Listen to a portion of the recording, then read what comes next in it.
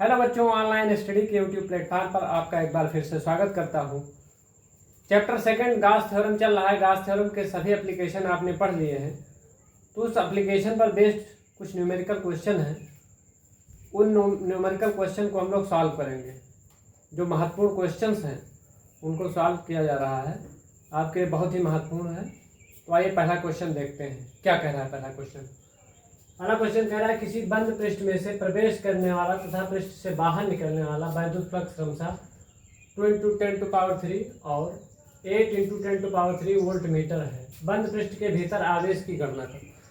तो इसमें क्वेश्चन में क्या कह रहा है, इस क्वेश्चन में कोई बंद पृष्ठ दिया गया है और पृष्ठ के भीतर प्रवेश करने वाला और पृष्ठ से बाहर निकलने वाला, ये दोनों फ्लक्स आपको दिए हुए हैं और आपसे टोटल चार्ज पूछ रहा है कि कितना चार्ज इसमें है।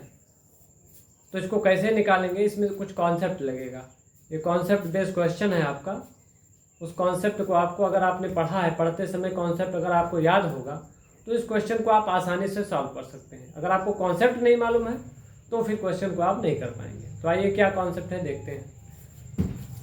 तो इसमें क्या कह रहा है, देखिए बंद पृष्ठ से बाहर निकलने वाला। देखिए एक मैंने फिगर बनाया है और ये मैंने आपको कॉन्सेप्ट भी बताया था कि पृष्ठ के अंदर प्रवेश करने वाला और बाहर निकलने वाले फ्लक्स के बारे में मैंने कुछ बताया था। तो मैंने आपको बताया था कि पृष्ठ के वो बाहर जो निकलने वाला फ्लक्स होता है उसको पॉजिटिव लिया जाता है, धनात्मक लिया जाता है। ये आपको मैंने बताया था कि पृष्ठ से बाहर जो निकलेगा फ्लक्स वो पॉजिटिव लिया जाएगा और पृष्ठ के अंदर जो एंट्री करेगा फ्लक्स उसको नेगेटिव लिया जाएगा। तो यहाँ पर सपोज दैट ये φ1 है तो φ1 पॉजिटिव होगा और φ2 क्या होगा, नेगेटिव होगा। इस बात को आप जानते हैं, ये कॉन्सेप्ट है इसमें। तो बंद पृष्ठ से निकलने वाला वैद्युत फ्लक्स φ1 देखिए दिया हुआ है 8 × 10⁻³ वोल्ट मीटर। तो इसको मैंने इतना लिखा है, पॉजिटिव में है। देखिए बंद पृष्ठ के भीतर प्रवेश करने वाला, देखिए एंट्री जो कर रहा है वो कितना है, φ2 माइनस यहाँ लगा दिया। देखिए क्योंकि एंट्री कर रहा है, पृष्ठ के भीतर प्रवेश कर रहा है, तो 2 × 10⁻³ वोल्ट मीटर ये। तो टोटल फ्लक्स कितना हो जाएगा, φ = φ1 + φ2। हमने ऐड कर लिया उनके चिन्हों सहित, ये पॉजिटिव है निगेटिव है। देखिए 8 में से 2 निकल गया, 6 बचा, 6 × 10⁻³ वोल्ट मीटर। अब यहाँ पर गॉस थ्योरम लगा देंगे, हमको चार्ज निकालना है। गॉस थ्योरम क्या कहता है, φ = Q/ε0। हमें Q मालूम करना है तो Q = φ × ε0। फाई की वैल्यू यहाँ से रखेंगे, ε0 की वैल्यू क्या होती है 8.85, आप जानते हैं जो भी होती है। तो उसको मैंने इसमें रख दिया, मल्टीप्लाई किया मैंने, तो कितना है, मल्टीप्लाई करेंगे तो इतना आएगा।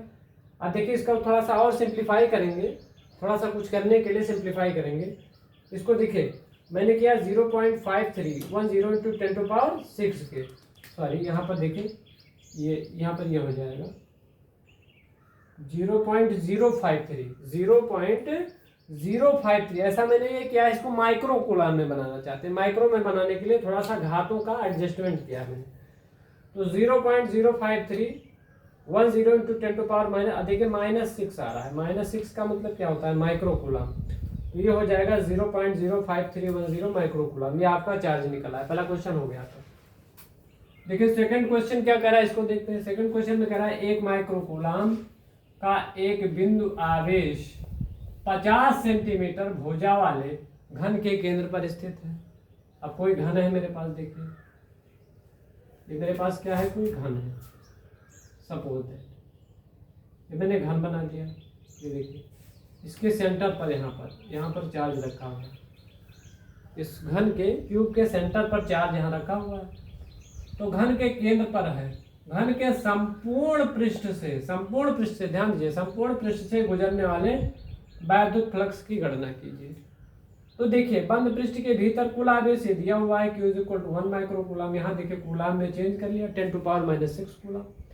ε0 की वैल्यू क्या होती है, ये होता है, आप जानते हैं, घन के संपूर्ण पृष्ठ से गॉस थ्योरम लगाएंगे, φ कितना हो जाएगा Q/ε0।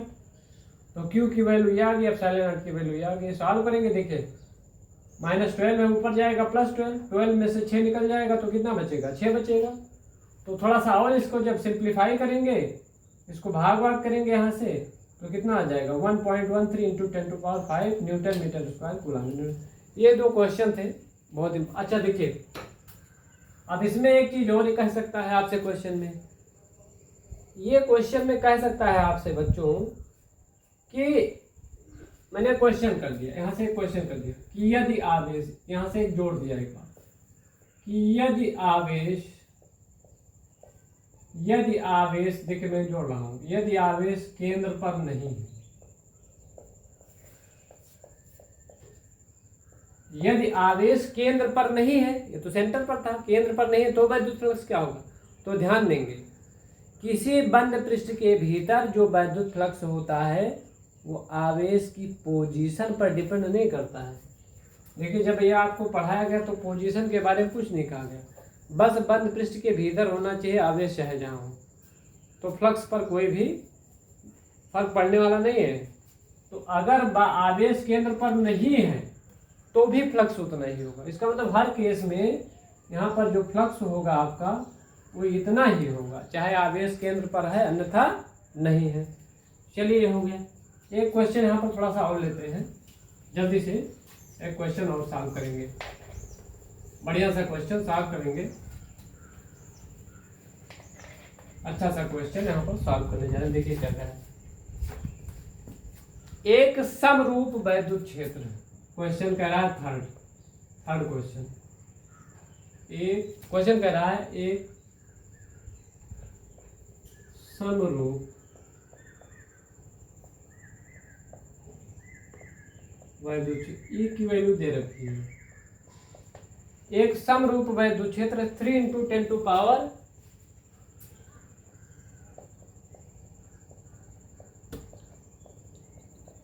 ये न्यूटन पर कूलम है, ये कह रहा है इलेक्ट्रिक फील्ड इतना है। क्वेश्चन आपसे क्या पूछ रहा है, तो कहता है कि अब इसमें एक चीज और दिया हुआ है 10 × 10 ये सेंटीमीटर स्क्वायर के पृष्ठ से, एक हमारे पास क्या है यहाँ पर कह रहा है इस पृष्ठ से कितना फ्लक्स गुजरेगा। देखिए एक पृष्ठ की माप दी हुई है, ये पृष्ठ है, ये सरफेस है, ये सरफेस है आपका सेमी स्क्वायर में, तो कह रहा है इससे कितना फ्लक्स गुजरेगा आपसे पूछ रहा है। और क्या हुआ, जबकि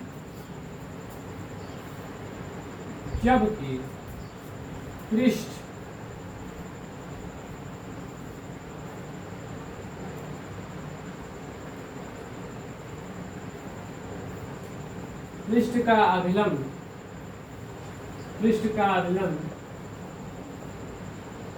x अक्ष से 60 अंश के कोण पर है।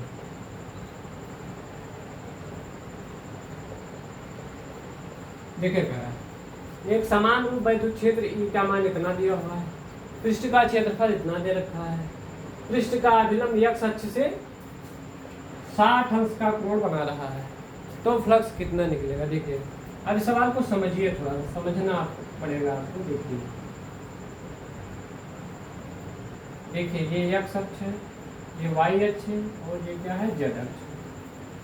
तो अब देखिए एक समरूप वैद्युत क्षेत्र, देखिए आई कैप लगा हुआ है। आई कैप का मतलब क्या, ये जो तल जा रहा है इलेक्ट्रिक फील्ड का जो तल है वो x अक्ष की दिशा में है। ये बात क्लियर है आई कैप लगने से। तो ये देखिए आप,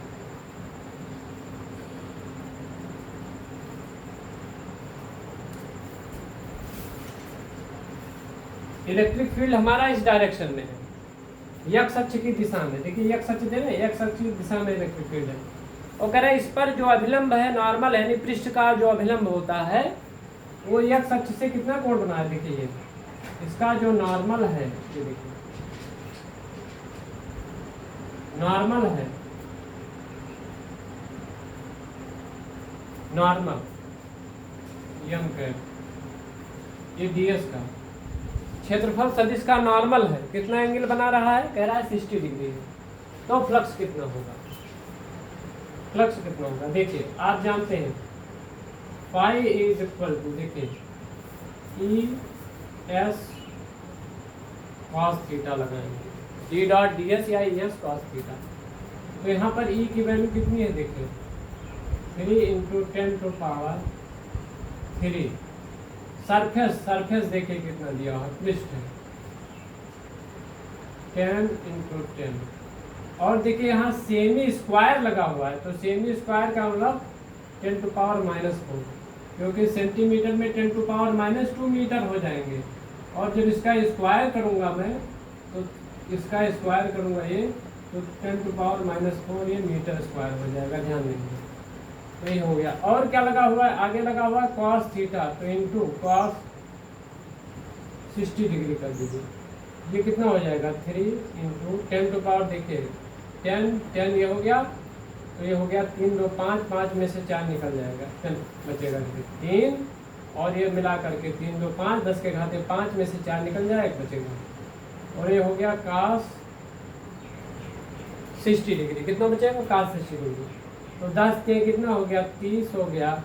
और ये हो गया cos 60, उसका मान कितना होता है, ये होता है 1/, cos 60 का मान होता है 1/2, 1/2 होता है। तो कितना हो गया, ये हो गया 15, यानी कि ये आ गया 15 न्यूटन मीटर स्क्वायर पर कूलम। ये आपका आंसर होगा। इस तरीके से फ्लक्स निकल आया। तो देखिए ये क्वेश्चन भी बहुत इंपॉर्टेंट था, महत्वपूर्ण था। देखिए फिगर से ही क्लियर होता है, कॉन्सेप्ट बेस्ड क्वेश्चन है। तो इस तरीके से और सारे क्वेश्चन आप फ्लक्स से संबंधित सॉल्व करते रहेंगे। यदि कोई दिक्कत आती है तो आप कमेंट करके बता सकते हैं। और आप लोग ये क्लास लाइक ज़रूर कर दिया करें, क्योंकि देखिए बहुत मेहनत से ये क्वेश्चन आपके लिए तैयार किया मैंने।